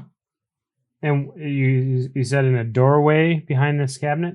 There appears to be a secret room behind the liquor cabinet. Well, take a drink, old boy. Oh, I would, but there's a... Yes, quite a spot of bother indeed. Calls for celebration. No. See, I'm You and I have survived another day. You see, I'm really curious in that room that's behind that wall over there. His eyes focus imperceptibly. I beg your pardon? Well, I can see it clear as day. He looks back at the cabinet, looks back at you. The day is ending. It is. And there's a figure standing there, too. I see. As Theo disintegrates this body on the ground. Could you roll? Yeah, I can roll. 12 advanced move. Nice. Damn, girl.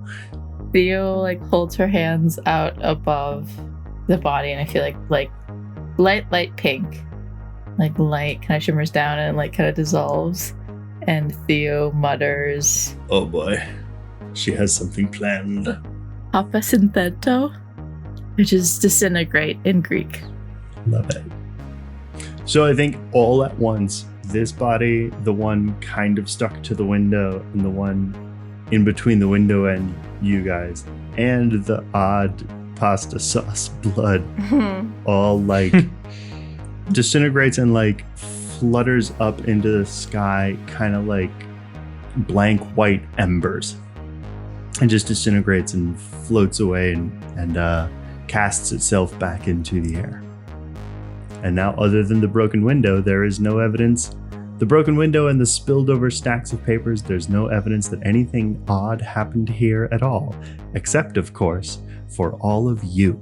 I'm hoping that will help intimidate or manipulate the captain to work with us. I'll allow that to count as a help out for whoever wants to roll and manipulate someone on the captain. I mean, Mark's the one talking to him. I was going to say, probably me. Did you want me to roll help out? No, I'm going to count it. You rolled use magic. Yeah. But I think actually he'll go to hand you your seltzer and be like, "Well, I'll be. Would you like something stronger?" No, this is good, thanks. Very well. I just rolled double sixes. Nice. Dude. Oh, 13. I think he looks directly at you, Mark. You can't let anyone know about this. Know about what? Yeah, about what? What are you talking about? Not the king, not any of his generals. Then he points at Preston and goes, "If he's here, it's as I fear. Swear it." He bends down and grabs something, pulls it back up and holds it out, and he's holding a bundle of paisley cloth, and he says, "Upon my ascot, swear it." We swear. What do I do with that? He's dangling this cloth. He wants you to grab the bottom part. Oh, he grabs it and with kind of confusion on his face. Okay. While he's distracted, I want Kira to slip into the shadows and try to go behind this door. Okay, roll plus weird. 10. You do it. +1 on my next roll. So you slip through, and you can see as you slip through the finest points in between the shelves that would there's the ones that open in, and then these would open out, and then there's this little chamber, inside which is little more than a closet. There is a pretty big, like a jumbo canister of cheese balls and a really huge water bottle, and then like maybe she doesn't see you, but like a 15-year-old girl. And she's muttering something in a language you can't understand. Okay. She's dressed like, I kind of think she's dressed like a TikTok teen with like super, super tight black pants and a huge white graphic tee. Mm-hmm. So like Theo. Ah, is that how Theo's dressed? A little bit. Is Theo a TikTok teen? No. Definitely black skinny jeans. Her hair is super, super long and like dyed black up to about halfway and then just sort of dark blonde to the roots. Anything supernatural I'm getting off of her? How would you know? Um, Like, what might I have you roll? Because I can tell you one thing. the only thing that really would I think would apply would be like that old black magic. When you use magic, you can investigate a mystery as your effect. So like if I can, you can ask a question from the investigate a mystery move. Then roll use magic. +1 from my last roll, so that's 14 advanced move. Damn, kid. They're not out. But she has incredibly familiar green wings. Executive producer, Jonny Grubb.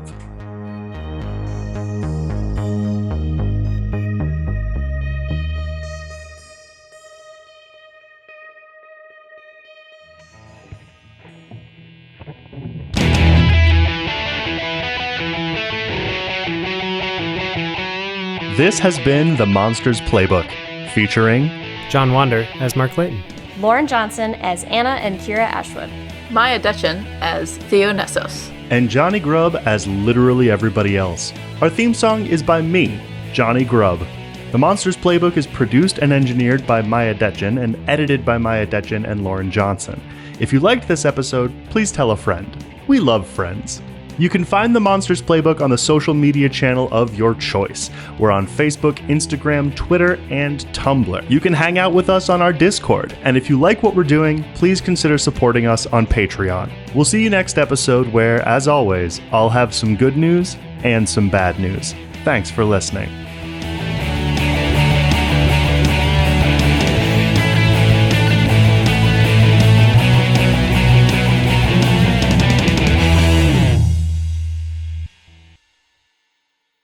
But if it would make you feel any better, Kira, and I think Theo might walk up to Rex, pull out a little like safety scissors from her. What is going on?